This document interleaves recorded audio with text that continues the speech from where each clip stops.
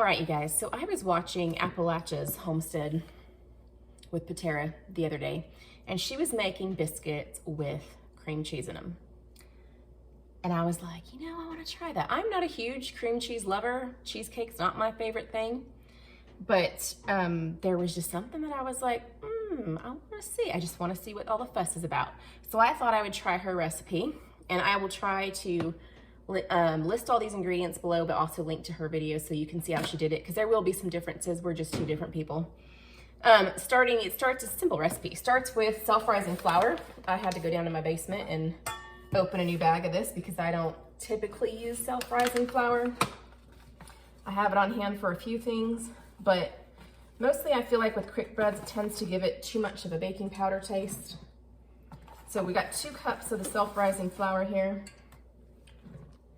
Okay, and I am using my mixer, and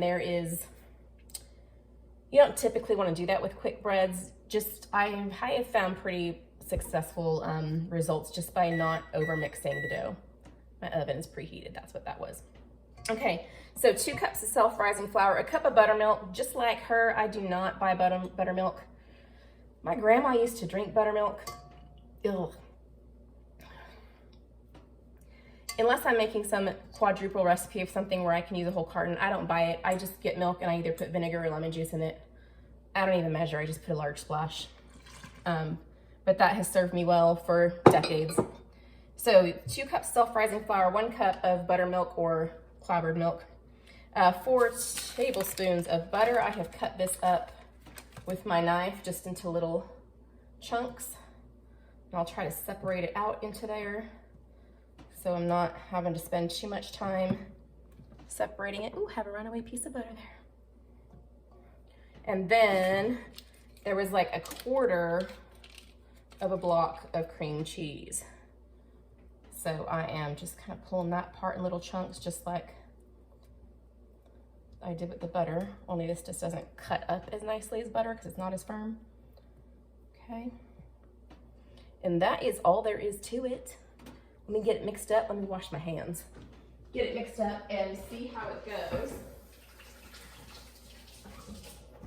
Again, if you're using a mixer like this, you just don't want to over mix the dough. A lot of times I will mix everything else in there and just put the flour in last. But today we're just gonna try to be fairly quick.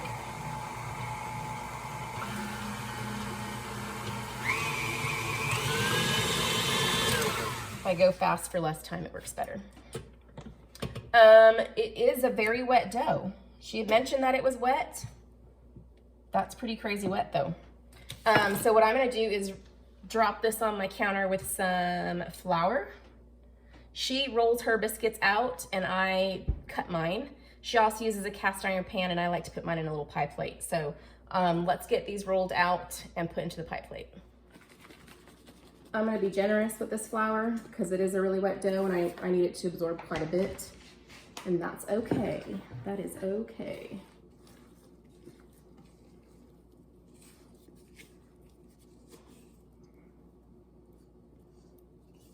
Get all that goodness there. Okay, so I will take another handful of the flour on top. Kind of pat this out. Woo, that is like liquid, man. So I would say, since it was very loose for her and very loose for me, I would cut back on the liquid. I normally, even though she said that, I would still not right away, because some days just the air, like things absorb more liquid than others, but this is extremely loose. It's barely even a dough. It's more like a batter. Some more flour worked into there. I should have an apron on. I'm gonna get this all over myself. And I don't want to overwork the dough, because quick breads, if you overwork them, they get tough. But I do want it to hold itself together. That's looking a lot better. So I'm gonna do right about this. Okay, let me wash my fingers again. I just like to work with my hands. I know people use tools and things, but I tend to just use my fingers. I know people also wear gloves. It's just my family and me at home. I use my hands. If I was cooking for you, I'd wash my hands. I still would wear gloves, unless I was at a restaurant or something. All right, so my pie plate.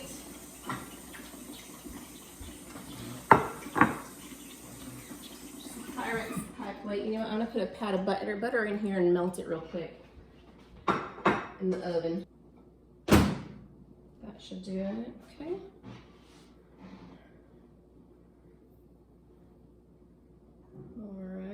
Took a couple minutes to melt that. And I have my biscuit cutter. I'm going with a little bit of a smaller one today. Got it a little bit floured here. Start pulling these out. You want to go straight up and down. I wiggle just to get it out, but you don't, I like to flip it so it gets butter on top. But you don't want to twist it.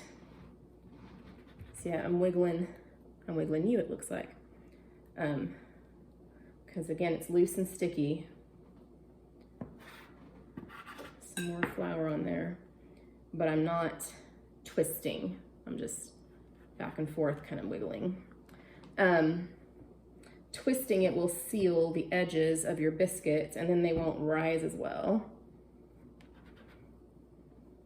Okay.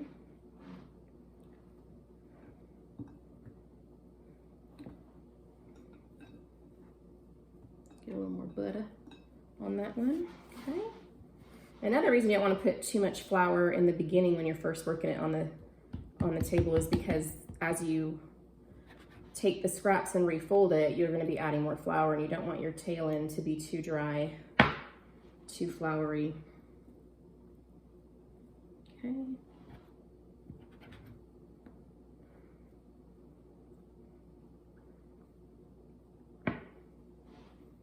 And the oven is preheated to 450, which I don't remember if my regular recipe does 450 or 425, but I feel like it's a little bit on the hot side. Or maybe not. Okay, so my pan is full with this last biscuit here. Man, I would definitely go down to at least 3/4 of a cup instead of a cup. So my pan is full. I will say this, we have a family of 5 with 3 teenagers who are very active and eat a ton. So I would make a double recipe for my family because we always need 2 pans of biscuits. And then the scrap that's left over, I always form biscuits out of these and stick them in the freezer. And once I get up enough for like a whole meal, then I'll pull them out instead of making biscuits one day and I will cook just like you do the frozen ones from the grocery store. So I'm going to rinse my hands again and get these in the oven. I'm gonna start with 12 minutes and we'll see what happens. We'll go from there.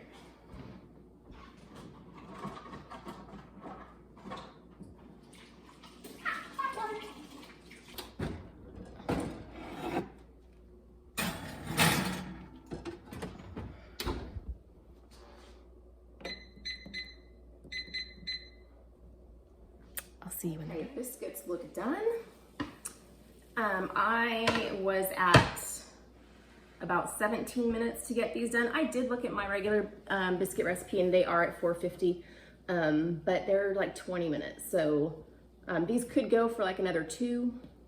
So I'm gonna say you'd probably be somewhere between 15 and 20, not 12 to 15. But they look good. They smell good as biscuits do.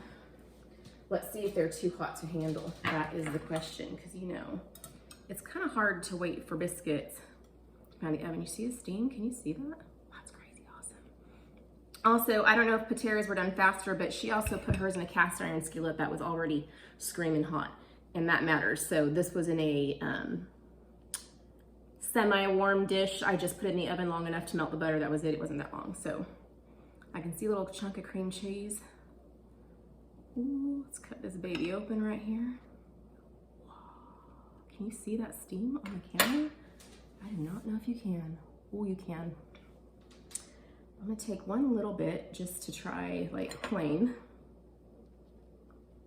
I don't want to touch it too much. It is hot. Hot.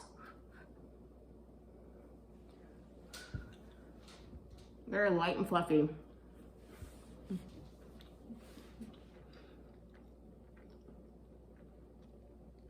That's decent. It does, to me, still have that little bit too much of the baking soda taste that self-rising flour has, but that's probably just me and like a personal preference. So I would probably remake them with the cream cheese, but use regular flour and add the leavening agents myself. I have some jelly though. Some homemade strawberry jam covers a multitude of sins, yo. Ooh. I should not be eating all this bread, but it's good.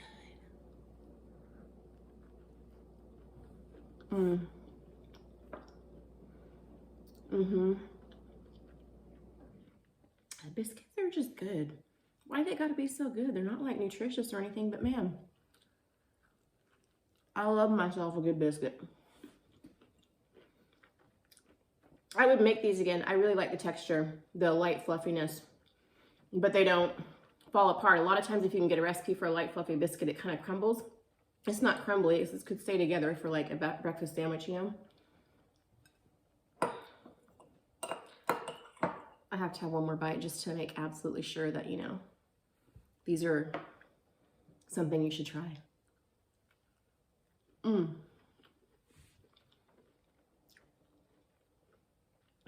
Yeah, I'd make those again.